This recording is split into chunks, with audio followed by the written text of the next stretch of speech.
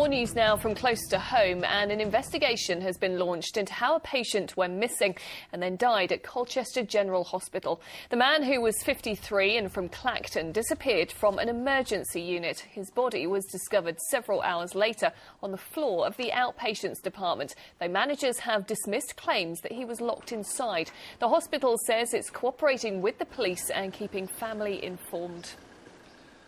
Now, you may recall that last month we brought you the story of how more than 300 road signs had been stolen from across West Suffolk, apparently for their scrap metal value. Well, several weeks on, many still haven't been replaced, and that's angering some villagers, as Martin Stew reports. A difficult junction for those who know the road. But for 2 months now, many of Suffolk's signposts have been missing. In July and August, more than 300 signs were stolen from West Suffolk. To replace them will cost taxpayers £18,000. But it's more than just the cost which has riled Derek Worley, the chairman of Rougham Parish Council. Putting everybody in danger, that's the thing that annoys us in Rougham. Dangerous corners, dangerous bends, dangerous everything. School, they take signs. People go flying by, doesn't realise there's a school, and all of a sudden you're on a school, a dangerous corner.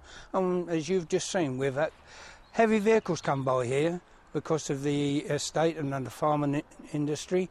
So where are our signs? Hopefully being replaced. Many of the signs, including vital ones like speed warnings outside the nearby primary school, have been replaced. But more than 2 months on, many posts remain bare.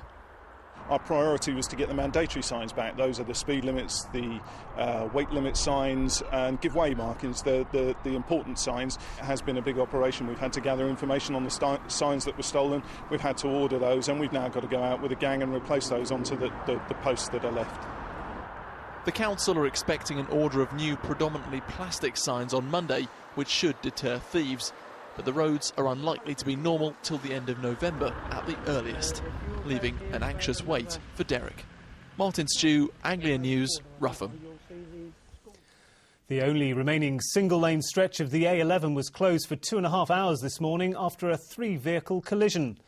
Emergency services were called just after 7 o'clock following a crash between the Elvedon Crossroads and the Five Ways roundabout at Barton Mills. It reopened just before 10. The crash comes a day after a hearing into plans to turn the 9-mile stretch between the roundabout and Thetford into a dual carriageway. A public inquiry is set to start in November. 5 protesters who blockaded the Sizewell nuclear power plant last year have been cleared of wrongdoing. The 5 defendants were charged with aggravated trespass after this protest against government plans for new nuclear plants. The judge at Lowestoft Magistrates Court acquitted them after ruling it wasn't clear if they were on private or public land.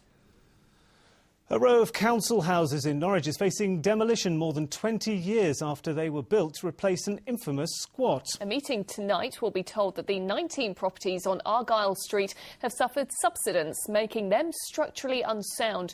It comes 25 years after police were called to evict squatters from the site. Alpa Patel reports. They were infamous in the 80s as homes to dozens of squatters. But in 1985, they were controversially torn down among scenes of disorder and chaos. Now it's emerged some of the houses that replaced them could also face demolition. Norwich City Council says the properties are subsiding and is holding a meeting about their future tonight. And one councillor who will push for demolition is Brenda Arthur. I want to take the opportunity to replace these buildings with something that's of a higher spec, more efficient to run and better for our tenants. The cracking and subsidence on these houses is clear to see, but total demolition is a controversial decision, not only because they were rebuilt only 20 years ago, but because the residents that live inside them are attached to the houses and they really don't want to go. One of those is 62-year-old Stephen Wakefield. He's lived here for 20 years and has heart problems. The prospect of leaving his home is upsetting. I don't want to move. Why not? I like living here. You know, been there and I'm used to it, and I don't want to move.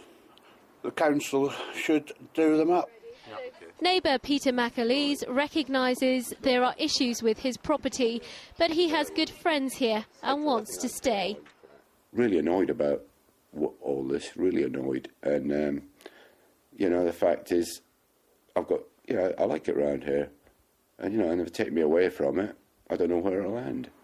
And so Peter and Stephen are waiting nervously for tonight's decision, hoping they might be spared the fate of those forced to leave a quarter of a century ago. Alpa Patel, Anglia News, Norwich.